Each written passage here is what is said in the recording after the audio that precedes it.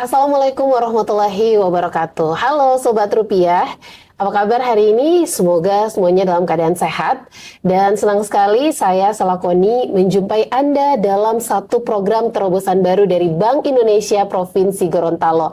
Kita ada Polo Palo, podcast literasi, opini, dan juga inspirasi Tohulendalo, di mana nantinya dalam podcast ini saya akan menghadirkan narasumber-narasumber terbaik, dan tentunya kita akan berdiskusi tentang hal-hal yang berkaitan dengan Bank Indonesia Provinsi Gorontalo lebih khusus.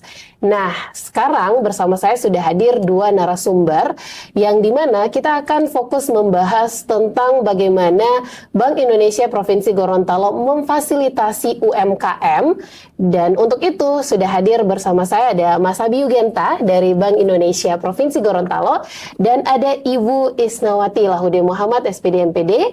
Beliau merupakan akademisi dan juga ternyata salah satu pelaku UMKM yang fokusnya itu di fashion, Bu ya. Nama produknya adalah Tiar Handicraft.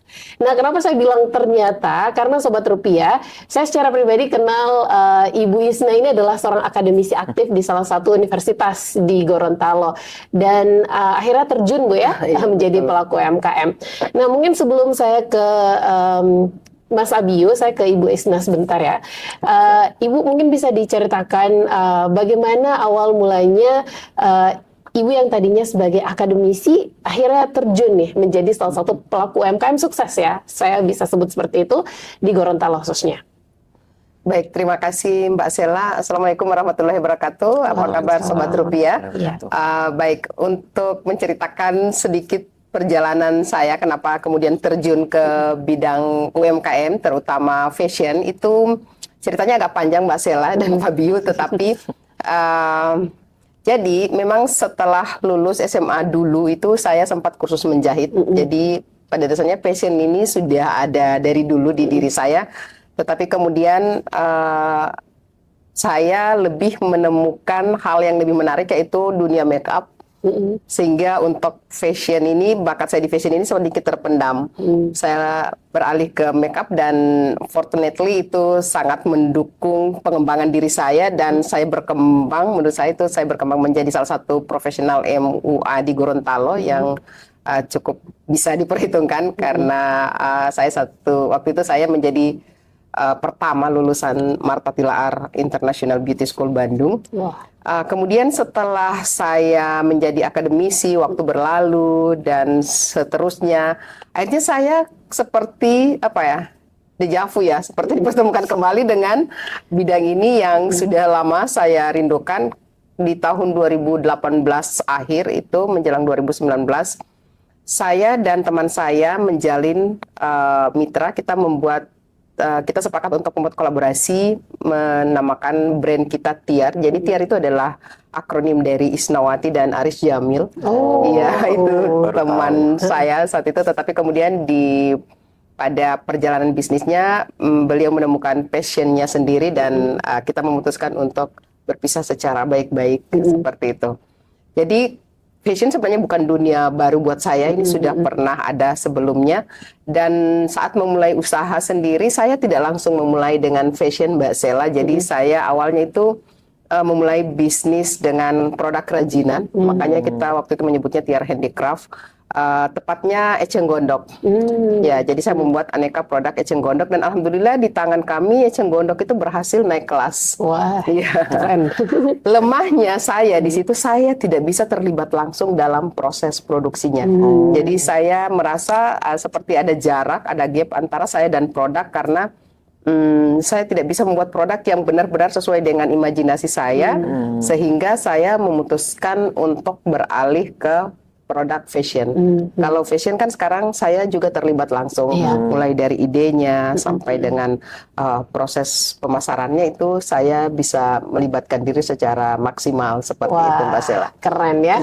Jadi walaupun sempat ada beberapa tantangan Bu ya, kalau boleh saya bilang sebelum akhirnya Tiar Handicraft ini lahir seutuhnya, tapi alhamdulillah Ibu Isna tetap bisa bertahan dan pada akhirnya ini jadi salah satu produk fashion yang saya harus bilang diakui di Gorontalo ya. Nah, Sobat Rupiah, kalau kita ngomongin soal UMKM, seperti yang saya sampaikan di awal tadi, kita juga tidak bisa lepas dari peran Bank Indonesia Provinsi Gorontalo. Sebagaimana kita ketahui bersama bahwa Bank Indonesia itu menjadi salah satu sarana yang memfasilitasi UMKM khususnya di daerah, itu untuk naik kelas atau naik level ibaratnya. Nah, ini akan kita bahas bersama dengan Mas Abi lebih lanjut. Nah, Mas, sebenarnya kalau kita melihat dari perjalanan Bank Indonesia sendiri ya, untuk bisa menyokong UMKM di daerah khususnya, apa sih yang jadi latar belakang? Apakah ini termasuk dalam program kerja, atau ini termasuk dalam ide yang baru dilahirkan gitu? Oke, baik. Terima kasih Mbak Sela atas pertanyaannya. Sebelumnya, Assalamualaikum warahmatullahi wabarakatuh. Waalaikumsalam. Terima kasih Mbak Sela telah memperkenalkan kami.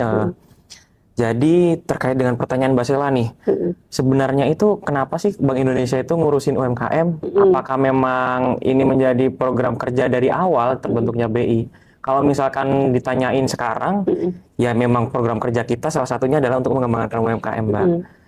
Namun hal ini harus kita flashback lagi bahwa UMKM itu mulanya memang bukan menjadi program kerja kami, di mana program ini lahir sebagai concern dari kami yang bisa dibilang menjadi 3 poin utama. Yang pertama itu bahwa hingga tahun 2023 kita bisa melihat bahwa UMKM itu menyumbang porsi PDB sebesar 61%.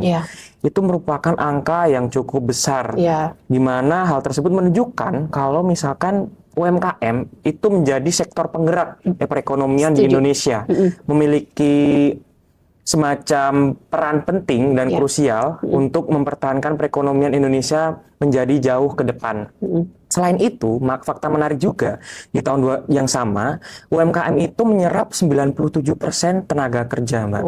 Sehingga semakin memperkuat argumen bahwa UMKM ini memiliki peran nyata dan penting.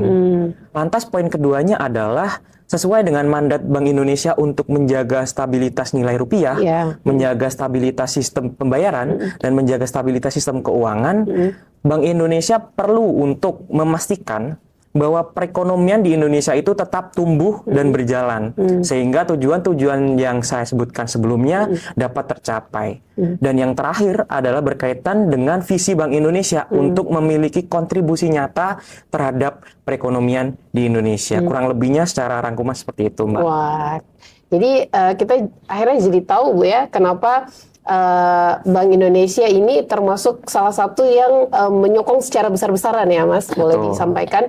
Karena memang sebagaimana yang kita ketahui bersama itu bahwa produk UMKM banyak sekali melahirkan lapangan kerja baru, apalagi ini merupakan proses di mana kita bertransisi secara ekonomi ya, setelah dihantam besar-besaran oleh COVID, dan tentu saja peran UMKM sangat diperlukan sekali untuk bisa menyokong perekonomian di Indonesia itu sendiri. Nah, sekarang kita ada bergerak dari yang tadinya hanya UMKM saja nih, orang-orang taunya ya, kita bergerak menuju UMKM hijau. Nah, kalau dari Mas Abi sendiri di Bank Indonesia, sebenarnya ngebahas UMKM hijau itu apa sih fokusnya gitu? Oke, terkait dengan UMKM hijau ya Mbak Sela. UMKM hijau, sebelum kita melihat secara lebih rinci terkait dengan UMKM hijau, bagaimana pengembangannya, bagaimana kebijakan yang kita salurkan kepada UMKM, utamanya UMKM binaan, kita harus tahu dulu UMKM hijau itu apa definisinya. UMKM hijau secara definisi merupakan UMKM yang berkontribusi terhadap lingkungan, baik dilihat melalui kontribusi pengendalian iklim, kontribusi ke ramah lingkungannya, dan dilihat dari produk, cara produksinya, dan juga pengelolaan limbahnya. Sehingga dari definisi tersebut bisa kita lihat nih, apa concernnya dan apa kepentingan dari UMKM hijau itu kita sasar dan kita kembangkan. Karena UMKM hijau ini telah menjadi concern dari Bank Indonesia, karena terkait dengan efeknya di lingkungan, efeknya di iklim, itu kita akhirnya sepakat untuk menelurkan sebuah kebijakan untuk mengembangkan UMKM hijau secara lebih lanjut, di mana kebijakan tersebut tertuang Mbak dalam 3 pilar utama. Yang pertama adalah terkait dengan penerapan ramah lingkungan. Yang kedua adalah terkait dengan pilar rantai nilai usaha ekonomi sirkular. Dan yang terakhir adalah terkait dengan pilar inklusi keuangan hijau. Nah, di pilar-pilar tersebut bisa kita terapkan melalui strategi pengembangan kebijakannya, mulai dari pengembangan model bisnisnya, replikasi, digitalisasi, pelaporan, dan juga sinergi dan koordinasi. Seperti itu Mbak. Jadi secara luasnya banyak sekali ya Mas ya cakupan dari UMKM hijau itu sendiri. Tapi saya setuju banget dengan apa yang Mas Adi sampaikan, bahwa sekarang salah satu concern utama di dunia juga tentang perubahan iklim atau climate change, yang memang kita sebagai manusia harus secara sadar bagaimana turut memberikan sumbangsi untuk bisa mengurangi emisi karbon ini, khususnya agar kita di bumi ini masih bisa hidup lama gitu. Betul. Nah, Ibu bergerak dari UMKM hijau tadi. Ibu sendiri sebagai seorang pelaku fashion terutama ya. Karena kan kita tidak bisa melepaskan baju ataupun pakaian, itu termasuk salah satu hal juga yang berhubungan dengan lingkungan. Nah, di Tiar Handicraft sendiri Ibu seperti apa implementasinya? Baik Mbak, berbicara soal UMKM hijau, sebenarnya ini adalah sebuah ketidaksengajaan. Jadi pertama kali saya ketika saya memutuskan untuk beralih bisnis menjadi fashion, itu yang ada di benak saya adalah saya harus membuat produk yang baru, yang tidak ada di Gorontalo. Waktu itu bayangan saya seperti itu. Nah, muncullah Ekoprint ini. Ekoprint kan sudah sangat booming di luar Gorontalo ya, tetapi di Gorontalo ternyata belum tersentuh. Nah, di situ saya saya tertarik untuk saya akan kembangkan ini. Kemudian saya melakukan penelitian dengan mahasiswa. Kebetulan mahasiswa bimbingan saya bilang ayo ambil Ekoprint. Jadi sambil saya terus belajar Ekoprintnya. Selain itu belajar juga dari YouTube dan sebagainya.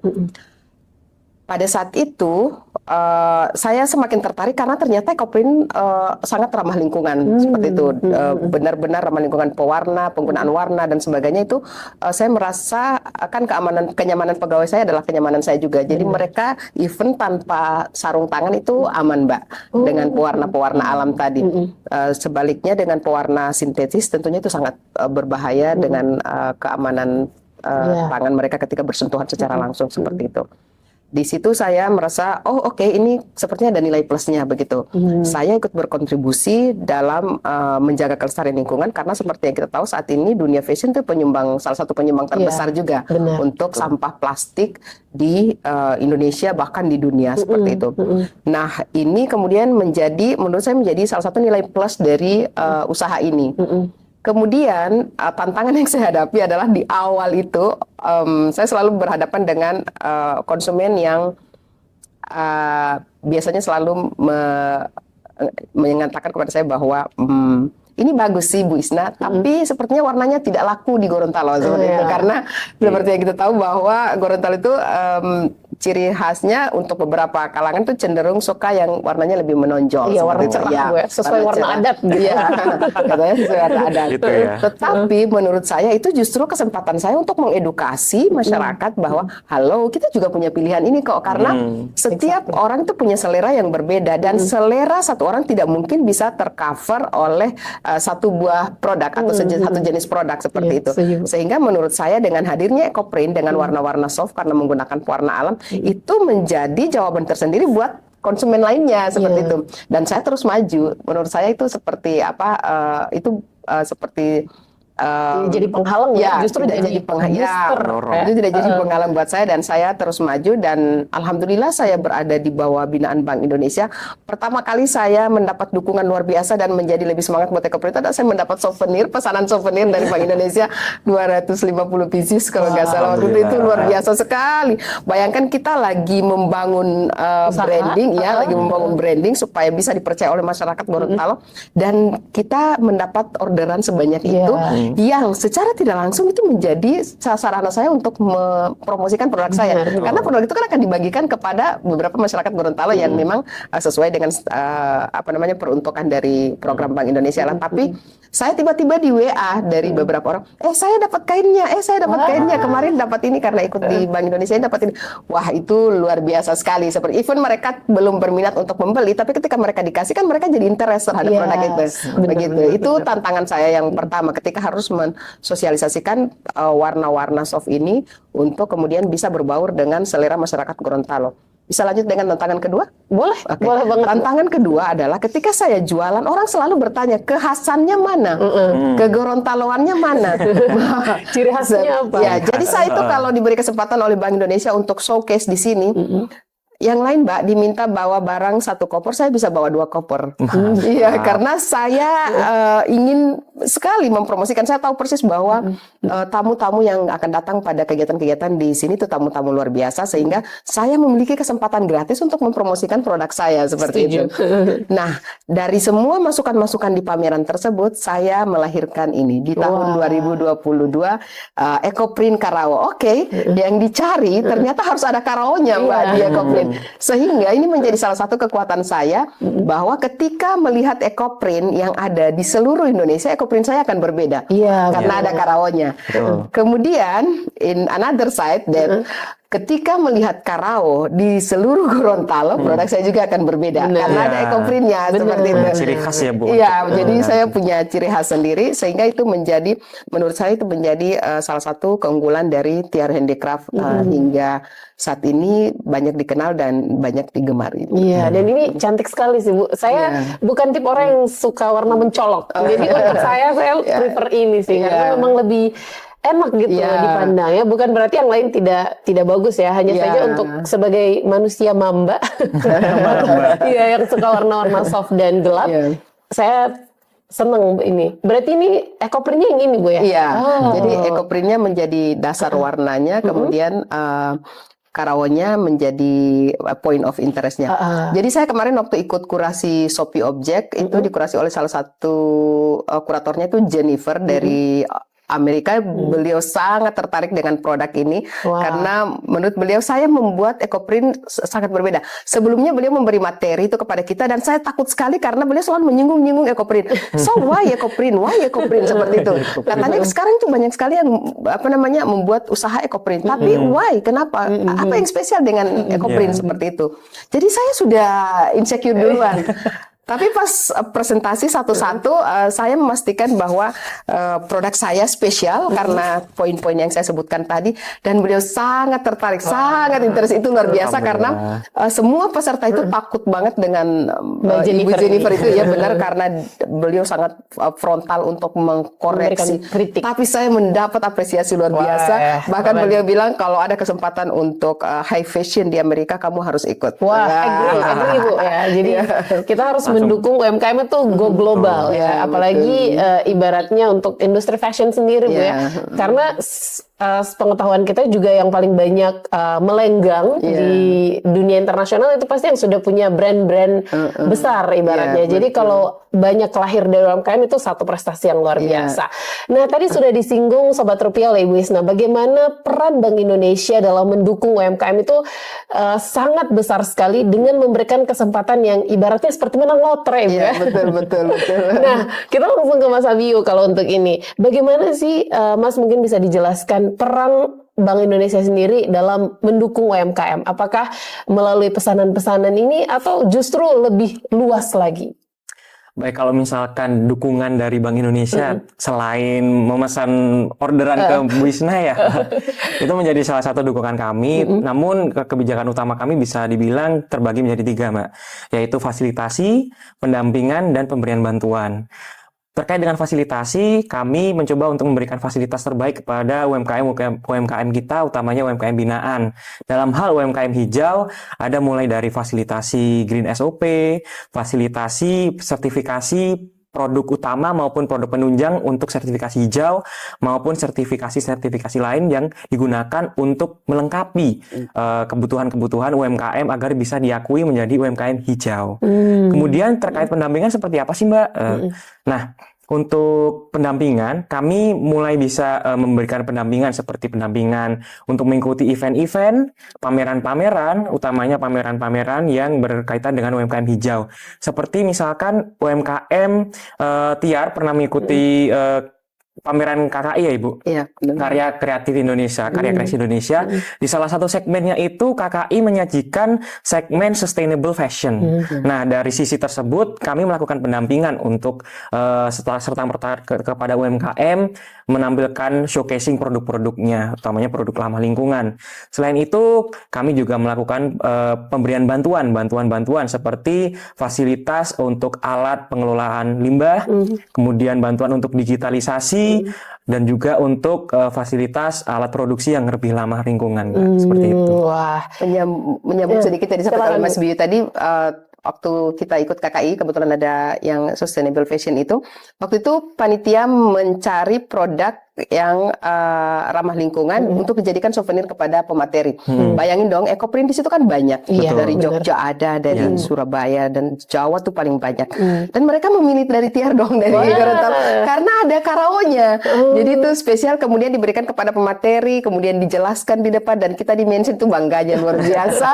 Dan Pak Dian juga sebagai kepala perwakilan Bank Indonesia saat itu, karena duduknya kan di depan, itu merasa sangat bangga dan berterima kasih karena Gorontalo di-mention di forum yang luar biasa seperti iya, itu. secara Pak tidak Selap. langsung Bu ya, ini bukan hanya untuk branding secara pribadi, tapi juga justru menjadi brand daerah gitu ya. Betul. Di mana desainer-desainer atau bahkan pelaku UMKM Gorontalo itu mampu bersaing secara Iya. sehat Iya, betul. di industri UMKM ini khususnya, dan bahkan bisa melahirkan karya-karya yang ibaratnya unik dan tidak ada dari daerah lain. Betul. Nah, berkaitan dengan ekoprint tadi sudah dijelaskan Bu, proses pembuatannya seperti apa. Tapi adakah dari Bu Isna sendiri menerapkan konsep daur ulang dalam produk yang Ibu buat gitu? Oke, untuk daur ulang saya sudah melakukannya Mbak sejak pertama kali produksi kain ekoprint, karena saya ingin produk ini lebih menyatu lagi dengan alam, sehingga saya membuat kemasannya atau packingannya itu dari kertas-kertas yang bekas, kardus-kardus bekas seperti kardus aqua, bekas supermi dan sebagainya. Ya, kemudian itu dikemas lagi, itu dibentuk seperti packingan-packingan untuk ini, dan menurut saya itu sangat cantik dan sangat bernilai karena saya memanfaatkan limbah dari dus-dus bekas yang ada di warung-warung menjadi kemasan yang sangat cantik seperti itu. Jadi Nilai bukan plusnya hanya juga, produknya Bu ya, tapi sampai ke packagingnya. Ya, packagingnya itu kita buat sendiri, dan itu diproduksi di rumah di rumah saya, dan ya agak berantakan sih rumahnya Mbak, karena semuanya sudah harus dilakukan di rumah. Alhamdulillah lagi mendapat bantuan dari Bank Indonesia untuk rumah produksi, jadi luar biasa bantuan Bank Indonesia. Jadi mendapat fasilitas rumah produksi sehingga kita bisa berpindah. pindah. Wah, ini keren banget. Dan saya sangat mengapresiasi sekali Bu ya, karena kadang beberapa pelaku UMKM khususnya itu hanya memperhatikan produknya saja, tapi tidak dengan packagingnya. Banyak yang packagingnya itu masih lahir dari plastik ya. Betul. Tapi kalau Ibu Isna benar-benar memang go green ya Bu, ibaratnya go green, produknya kemudian packagingnya juga itu betul, Mbak. turut diperhatikan. Betul. Jadi seperti itulah keseriusan dari Ibu Isna sendiri Sobat Rupiah untuk bisa mendukung UMKM hijau ini. Betul. Nah, Mas Abiy tadi kurang lebih udah di-spill ya sama Bu Isna bagaimana Bank Indonesia ini memfasilitasi untuk UMKM ini bisa bergerak maju dan bahkan naik kelas ya dengan banyak kesempatan yang diberikan. Nah, selain dari itu Mas, adakah pendampingan juga tentang sertifikasi produk itu sendiri misalnya? Seperti misalnya dari Tiar Handicraft kan ini desainer. Adakah sertifikasinya juga buat Ibu Isna sendiri sebagai seorang desainernya? Apa yang diberikan hanya ke produknya aja, ke orangnya atau ke pelakunya tidak ada gitu?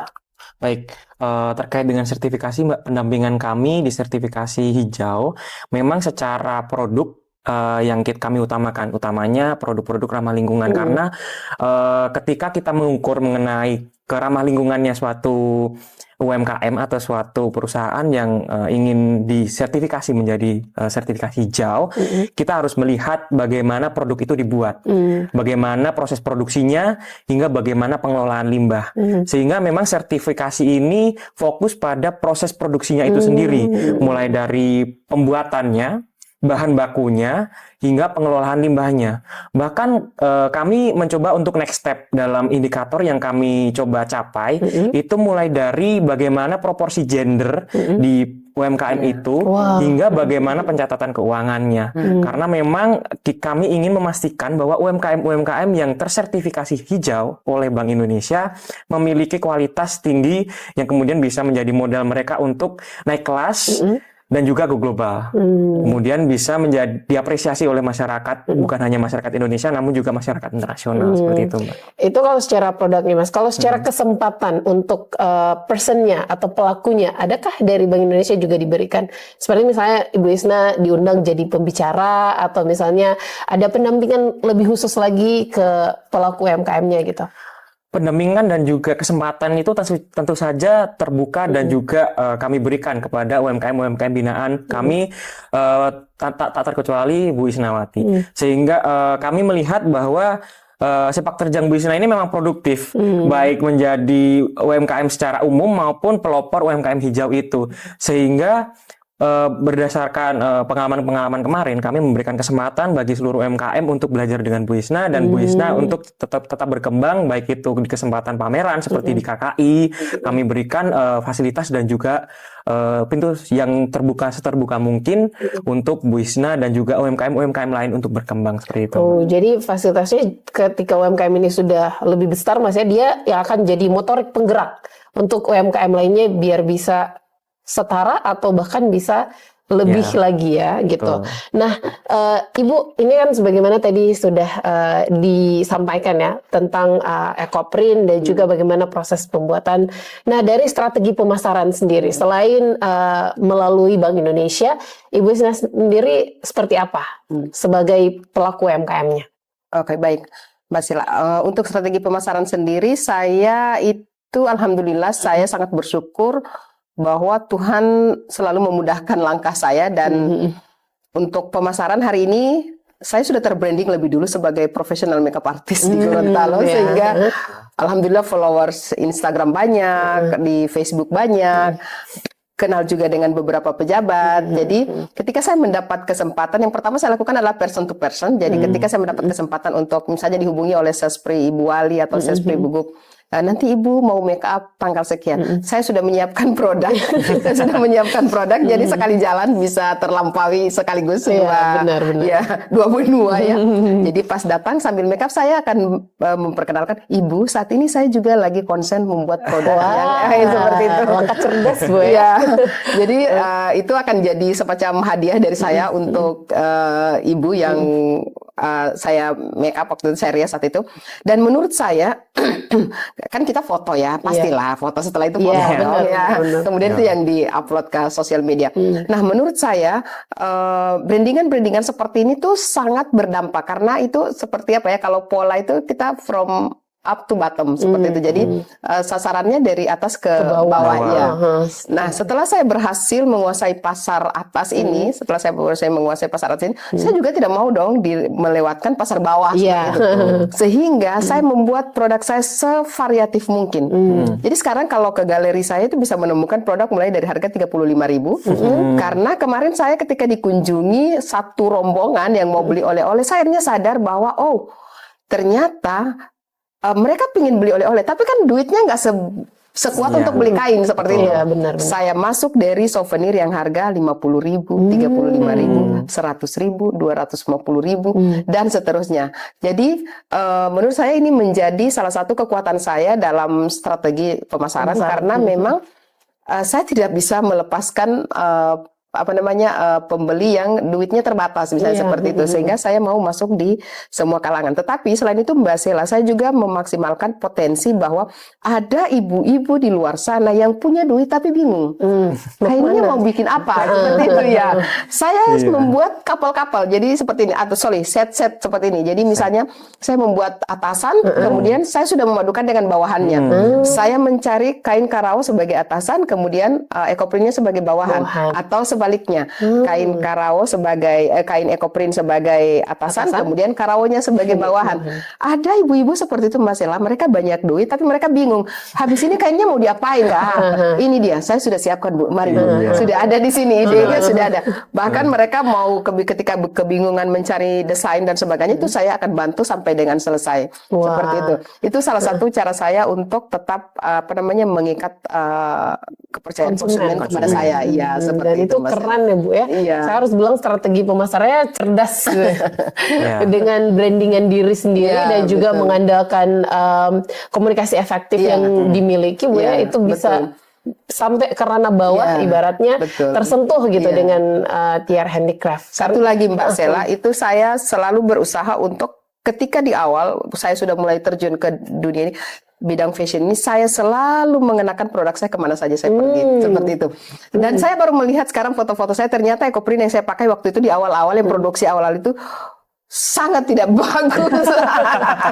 karena sekarang kan sudah sekarang kan sudah semakin berproses. Tetapi kalau boleh saya mau bilang ke Sobat Rupiah bahwa di balik produksi saya hari ini, di balik karya saya hari ini, sudah ada ratusan meter kain yang gagal di lemari. Jadi jangan berkecil hati, karena memang seperti itu, kita harus melewati prosesnya. Tapi karena saya menggunakan produk-produk itu dengan percaya diri, menurut saya berhasil menjual dan saya berhasil membuat orang percaya bahwa produk yang dibuat ini bagus. Bagaimana bisa kita mempromosikan produk kita tapi kita tidak pernah menggunakannya atau kita malu. Jadi event hari ini saya pakai shalnya, ini saya lagi pakai shal dari ekoprint dari TR Handicraft seperti itu. Mas Abi, tentu saja untuk mensosialisasikan UMKM hijau ini ke semua kalangan. Kalau Ibu Isna kan memang beruntung ya, produknya sudah go green ibaratnya. Tapi masih ada produk-produk yang kita tidak bisa lepas mereka tuh dari plastik. Itu pasti masih ada. Betul. Dan mungkin ada juga yang di bawah binaan BI sendiri gitu ya. Nah, bagaimana dari Bank Indonesia mengedukasi tentang UMKM hijau ini kepada pelaku usaha yang tidak bergerak di fashion misalnya, tapi bergerak mungkin dari makanan atau minuman, yang seperti apa? Baik Mbak Sela, berkaitan dengan bagaimana kita mendorong UMKM untuk kemudian terjun ke UMKM hijau sesuai dengan arahan dari kantor pusat, karena memang kantor perwakilan Bank Indonesia itu menjadi perwakilan dan corong dari kantor pusat. Kami melihat bahwa kantor pusat memiliki sebuah framework untuk kemudian menjadi indikator bagi kami untuk mengembangkan UMKM, utamanya UMKM hijau. Apabila UMKM itu pada menjadi binaan Bank Indonesia, akan diselenggarakan sebuah early safe assessment, Mbak. Nah, di early safe assessment ini kami mengukur dulu dia itu seberapa hijau sih, bagaimana dia termasuk ke dalam kategori A, B, C. Nah, ABC-nya itu apa? ABC-nya itu adalah mulai dari eco adapter, kemudian eco-entrepreneur, dan yang terakhir adalah eco-inovator. Berdasarkan hasil Monef kemarin yang kebetulan juga sudah diselenggarakan ya Bu Isna, di tanggal 10 Januari, kami melihat bahwa terdapat paling kurang lebih 7 UMKM yang kita bina, yang Bank Indonesia bina, termasuk ke dalam dan berpotensi untuk menjadi UMKM hijau. Nah, di indikator-indikator ini kita bisa melihat bahwa UMKM itu perlu untuk memiliki sebuah standarisasi tertentu. Lantas kenapa sih UMKM itu perlu menjadi UMKM hijau? Pertanyaannya kan itu kan pasti. UMKM hijau saat ini tuh memiliki sebuah akses khusus terhadap sebuah pembiayaan, di mana kebijakan Bank Indonesia melalui kantor pusat menerbitkan sebuah kebijakan pembiayaan sebuah kelonggaran yang tertanam pada kebijakan namanya rasio pembiayaan insentif makroprudensial. Apa sih maksudnya? Di sini kebijakan rasio pembiayaan insentif makroprudensial itu memiliki sebuah insentif hijau, di mana hal tersebut mendorong perbankan-perbankan untuk mempermudah syarat pengajuan kredit utamanya bagi UMKM hijau. Sehingga di sini bisa menjadi pelecut bagi UMKM untuk segera beralih ke UMKM hijau. Selain tentu saja mempermudah pendapatan pembiayaan, dia juga akan mendapatkan fasilitas-fasilitas yang mungkin tidak didapatkan UMKM biasa, seperti misalkan fasilitasi, pembiayaan maupun bantuan yang sudah saya jelaskan sebelumnya, Mbak. Sehingga memang kalau misalkan kita mau menanyakan soal insentif, Bank Indonesia tentu saja nggak kekurangan insentif, nggak kekurangan ide dan nggak kekurangan cara untuk memakmurkan UMKM binaannya. Benar, setuju banget. Nah, Mas Bio, ini kan kebetulan kemarin ya, saya sempat baca juga dari flyer-flyer yang beredar dari media sosial, baik itu di Instagram Bank Indonesia sendiri ataupun juga dari para pegawai ya. Kemarin ada kurasi yang sudah dilakukan untuk UMKM. Ini boleh tahu batch berapa, Mas? Sudah banyak, Mbak. Kayaknya tidak terhitung ya sejak Bank Indonesia Gorontalo ada kayaknya. Nah, tapi fokusnya bukan di batch-nya sih, Mas, tapi lebih kepada karena UMKM hijau ini tergolong baru, adakah untuk kurasi tahun ini itu juga dimasukkan sebagai assessment atau indikator penilaian lebih untuk produk ini bisa masuk nih sebagai salah satu binaan Bank Indonesia Gorontalo khususnya? Baik, Mbak, tentu saja di proses Monef kemarin, monitoring dan evaluasi untuk kurasi ini, kami melihat dari UMKM binaan itu apa kelebihannya, apa keunggulannya, dan dia masuk ke kategori apa. Kemudian dari informasi-informasi yang kami kumpulkan tersebut, kami menyusun indikator-indikator apa yang perlu dipenuhi oleh UMKM, calon-calon UMKM binaan dalam proses kurasi. Sehingga apabila pertanyaannya apakah ada indikator-indikator hijau, tentu saja ada. Karena ini juga menunjang kebutuhan kita untuk mengembangkan UMKM hijau itu sendiri, Mbak. Salah satu syaratnya kemarin adalah terkait dengan pengelolaan limbah. Jadi seperti halnya Bu Isna ini untuk concern untuk mengelola limbah, melakukan recycling itu sudah sejalan dengan apa yang kita upayakan untuk UMKM hijau Bank Indonesia ke depannya. Jadi bukan hanya berfokus pada produknya yang dihasilkan, tapi juga bahkan sampai ke bagaimana proses pembuatannya dan output dari produk itu, Mas, ya, yang jadi concern. Dan tentu saja kita mau tidak mau harus bergerak mengikuti ini, sebagaimana yang kita bahas di awal tadi, bahwa ini concern yang sangat-sangat penting sekali, di mana dunia bukan hanya harus menciptakan, terus-terusan menciptakan, tapi benar-benar harus ada recycling, yang membuat kembali produk-produk ataupun barang-barang yang sekiranya bisa kita manfaatkan. Nah, Bu, dari Bu Isna sendiri, adakah kerjasama yang dibangun selain dengan Bank Indonesia dengan lainnya yang ini juga berfokus pada lingkungan? Baik, Mbak Sila. Kemarin saya di kegiatan HACF itu baru saja menandatangani kerjasama business matching business matching bersama Sroja ID dari Jakarta dan juga bersama Strawberry Pets dari Jakarta, dan itu terkait pembelanjaan kain ekoprint, dan saya sudah melakukan pengiriman beberapa kali ke Jakarta. Alhamdulillah. Saya merasa sangat bersyukur karena kemarin mereka tuh ketemu saya di Dubai, Mbak. Pertama kali kita ketemu di Dubai, dan itu juga berkat produk ekoprint saya yang bertemakan lingkungan, yang ramah lingkungan, dan itu didukung sepenuhnya oleh Bank Indonesia ketika saya mengikuti business matching di Dubai kemarin. Nah, di Dubainya saya selain ketemu dengan buyer-buyer dari Dubai, saya juga ketemu dengan buyer dari Indonesia yang Sroja ID ini. Berlanjutlah kerjasama kita di Jakarta. Mereka di Jakarta, saya di sini, dan mereka sudah membuat bahan dari saya itu menjadi desain baju yang sudah diikutkan pada kegiatan fashion show di Belanda. Seperti secara tidak langsung ya kain-kain saya yang sudah dibawa ke Belanda. Seperti itu, Mbak Sela. Jadi untuk kerjasama lokal sendiri saya juga sudah terlibat beberapa kali, seperti dengan dinas-dinas dan sebagainya. Saya sering diminta untuk memberikan motivasi-motivasi kepada UMKM. Untuk kegiatan prakurasi sebentar saya juga akan menjadi pemateri, dan nanti insya Allah untuk kurasi juga saya akan menjadi salah satu kurator, tepatnya yang concern terhadap UMKM hijau. Konsen dengan UMKM hijau. Nah, kalau tadi Mas Abio sempat menyatakan bagaimana UMKM sendiri itu diasas Bu ya oleh BI untuk mengarah kepada UMKM hijau. Nah kalau Bu Isna sendiri sebagai pelaku UMKM yang paling dekat tentu saja adalah konsumen. Nah Bu Isna sendiri seperti apa mengedukasi konsumennya terkait concern lingkungan itu sendiri? Baik, untuk konsumen sendiri saya memang tidak bisa bertemu mereka setiap saat ya Mbak Sela.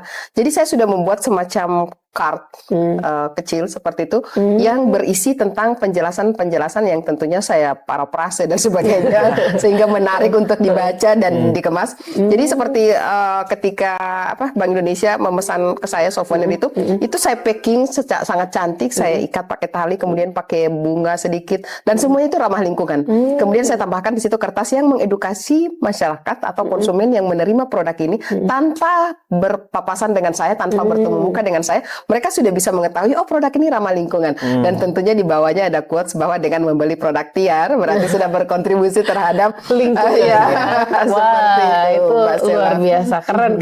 Nah itu menurut saya harus dicontoh sih ya. Kalau ini boleh dicontoh Bu ya. Kalau produknya nggak boleh dicontoh ya. Kalau yang tadi kayaknya boleh dicontoh. Karena saya sendiri sebagai seorang konsumen juga, senang sekali gitu ketika membeli satu produk, dan di situ ada ucapan dari si penjualnya. Dan itu secara tidak langsung juga jadi edukasi baru buat kita konsumen yang ibaratnya tidak concern Mas ya dengan hal-hal berkaitan dengan lingkungan ini.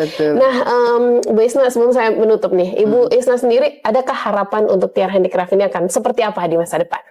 Baik, saya selama ini Mbak Sela, saya sudah merasa sudah ada di titik ini sudah sangat alhamdulillah buat saya. Tetapi kemudian kemarin ketika saya terpilih menjadi salah satu menelit MSMIs yang menjadi yang terpilih ke Australia, mengikuti short course, itu saya seperti merasa tertampar bahwa ternyata saya belum ada apa-apanya begitu. Masih jauh ya, berdampingan dengan 24 perempuan lainnya dari Indonesia, itu membuat saya, wah ternyata saya harus banyak yang harus saya perbaiki, banyak yang harus saya benahi.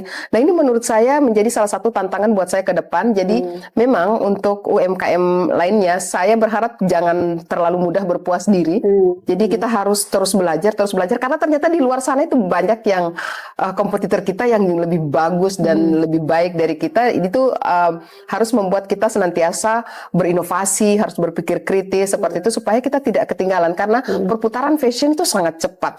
Fashion itu sangat cepat, Mbak. Bayangkan kita kemarin masih ada di karao yang motif-motif lama, sekarang kita bisa menemukan karao di produk apa saja dengan berbagai motif yang sudah sangat fleksibel seperti itu. Jadi menurut saya sebagai seorang pengusaha fashion atau fashionpreneur, kita harus benar-benar aware dengan apa yang terjadi di sekitar kita. Seperti itu Mbak. Jadi keberangkatan saya ke Australia kemarin itu benar-benar membuat tamparan baru buat saya bahwa banyak hal yang harus saya benahi. Dan itu insya Allah akan saya selesaikan. Insya Allah selesai saya dari studi ya Mbak.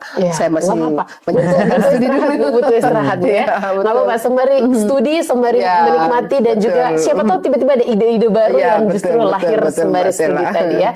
Wah, tapi bagi saya sendiri sebagai seorang perempuan sangat berterima kasih sekali karena Bu Isna jadi salah satu harapan baru sekaligus juga salah satu role model terutama buat para perempuan-perempuan yang ingin maju dengan usahanya di dunia fashion. Semoga langkah yang Ibu Isna ambil ini Sobat Rupiah bisa jadi contoh baik pula untuk Anda. Nah, kalau sekarang ke Mas Abiy, kita juga ngomongin soal rencana masa depan nih Mas ya.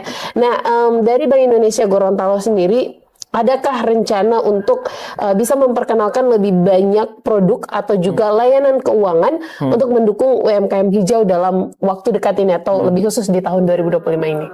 Tentu saja untuk rencana kedepannya ya Mbak, kita akan melihat dari indikator maupun semacam instruksi dari pusat mengenai bagaimana keberlanjutan dari program pengembangan UMKM hijau ini Mbak.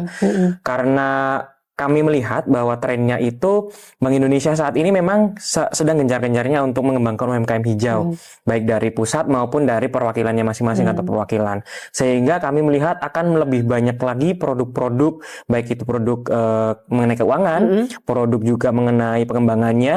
Mungkin bisa saja tidak cuman UMKM hijau, namun juga menyasar pada UMKM hijau yang juga menerapkan energi baru terbarukan. maupun UMKM hijau dengan kategori yang lebih luas lagi, karena memang sampai saat ini apa yang kita kembangkan masih sesuai dengan pedoman yang diberikan oleh kantor pusat berkaitan dengan pengembangan UMKM hijau, sehingga bisa kami simpulkan bahwa bagi UMKM Gorontalo jangan berkecil hati apabila memang hingga saat ini belum bisa menerapkan atau terpaksa belum bisa menerapkan ramah lingkungan ataupun standar-standar hijau lainnya, karena kesempatannya ke depannya akan tetap luas dan juga akan tetap menjadi concern, karena memang dari kantor pusat maupun dari pemerintah pusat juga memiliki concern yang sama Mbak untuk menjaga lingkungan, menjaga iklim dan juga sama-sama menjaga bumi kita. Iya, dan menyambung dari apa yang Mas Ebi sampaikan, Sobat Rupiah, ini bukan langkah yang bisa kita ambil sat-sat ya, tapi benar-benar berproses dari bawah, bahkan bukan hanya ke UMKM, dari kita secara pribadi pun dalam kebiasaan kita khususnya itu juga harus benar-benar diedukasi dulu gitu ya.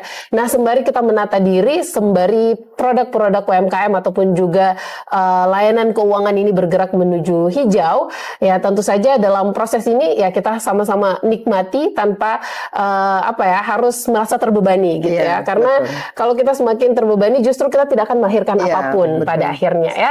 Jadi semangat untuk seluruh UMKM yang saat ini sedang berusaha saling membina dan juga terima kasih banyak untuk Bank Indonesia Provinsi Gorontalo yang sudah banyak sekali membantu UMKM khususnya di Gorontalo. Ya, mungkin dari Bu Isna ada closing statement sebelum saya pamit.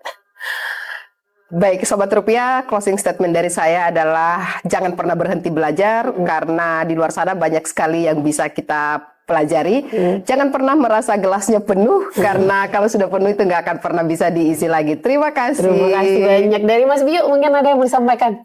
Sesuai dengan arahan dari kantor pusat maupun kantor perwakilan Bank Indonesia Provinsi Gorontalo, kita harus sama-sama memiliki concern, memiliki kesadaran untuk mengembangkan UMKM hijau, karena kedepannya semakin banyak dan semakin urgent untuk kita laksanakan bersama. Mengingat semakin hari kita melihat bagaimana perubahan iklim itu semakin nyata dan juga mempengaruhi kehidupan kita, bahkan di depan rumah kita maupun bagaimana cara kita untuk hidup seperti itu. Ya, terima kasih banyak Ibu Isna atas waktunya. Terima kasih Mas Abiyu. Dan semoga obrolan kita pada hari ini bisa jadi edukasi baru dan tentunya penyemangat baru juga untuk Sobat Rupiah, khususnya para pelaku UMKM yang saat ini lagi mempersiapkan banyak hal dalam usahanya. Semangat terus dan semoga sukses selalu. Saya Salakoni pamit. Assalamualaikum warahmatullahi wabarakatuh dan sampai jumpa.